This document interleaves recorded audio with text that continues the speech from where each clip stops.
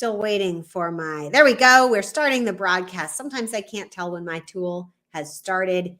Anyway, we are going live for our weekly Pivot Points Live, where I give you the top tidbit golden nuggets coming right out of my real weekly coaching call with my paying Thrive clients so that all of you can get some of that good stuff too.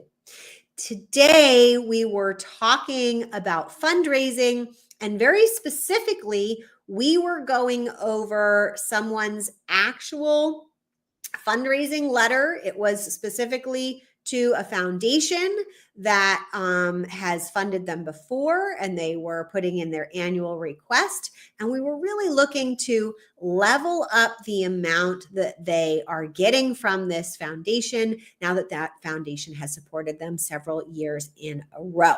So obviously this is not a big fundraising training. These are your little nuggets in our Pivot Points Live. But here we go. So you've probably been told telling stories and using data and quotes is really, really important, and it is. So, but what I want to give you today are two finer points that go along with using data and quotes and stories. So those things make your appeal much more engaging and interesting and meaningful. But once you have shared a quote or a story or some data to tell a story, it is really important, and this is the nugget, that you do not leave it open for interpretation. Once you tell the story, once you share the quote, once you share the data, you then need to write down for your reader, for your audience, what you want them to think about that story. Tell them the story was moving. Tell them those numbers are significant, meaningful. Make it clear. Tell them that this number shows that your organization is better than these other organizations. Tell them that this number says that there's a lot of work for us to do, right? We're doing everything we can with our current resources, but there's still so much need, right? Do not leave it up for interpretation.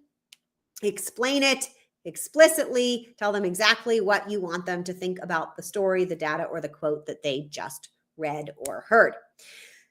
The next tip is when you've done a really good job of making your case, the problem you're solving, the need starts to feel really great, right? You're really going into it saying, this is a really big problem. It's really complicated to solve. Just this one simple thing is not going to cut it. We have to do this and we have to do that. And we have to take maybe this interesting new approach, or maybe it's so complicated nobody even knows how to solve it. And we need a lot of money just to try a bunch of experiments, right?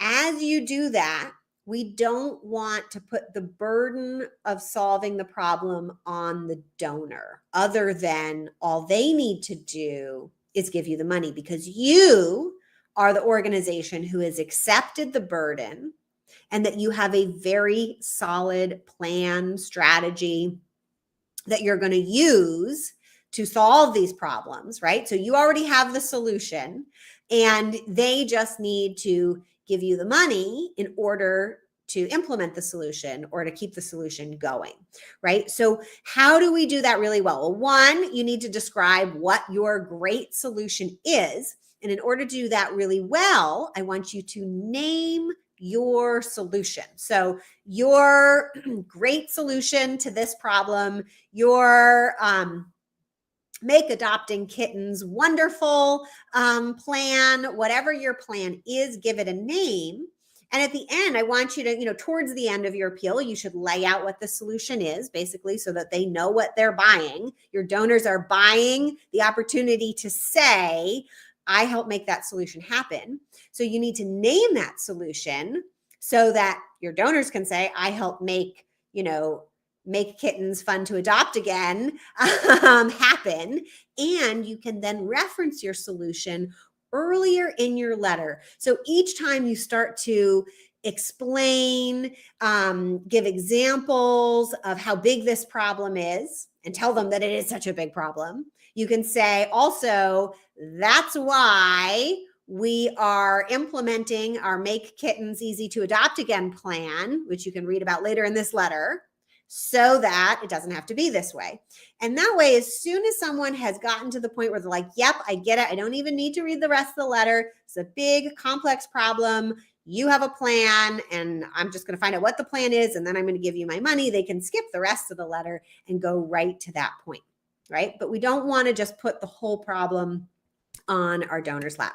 So nugget number 2 in a nutshell is don't just have a solution, name your solution and reassure your audience that you have this solution. It's got this great name. It's going to work. You're going to make it work. The only thing that is missing is their support so that they can say they helped make it happen too.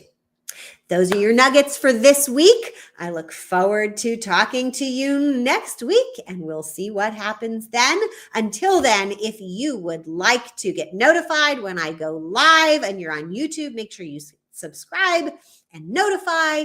Or if you would like to read these nuggets in email and make sure you don't miss a thing, you can sign up for a newsletter. The link is in the description. And not me, but the fly on the wall who listens into all of my coaching calls will tell you the best of the best things that they picked up. See you next week.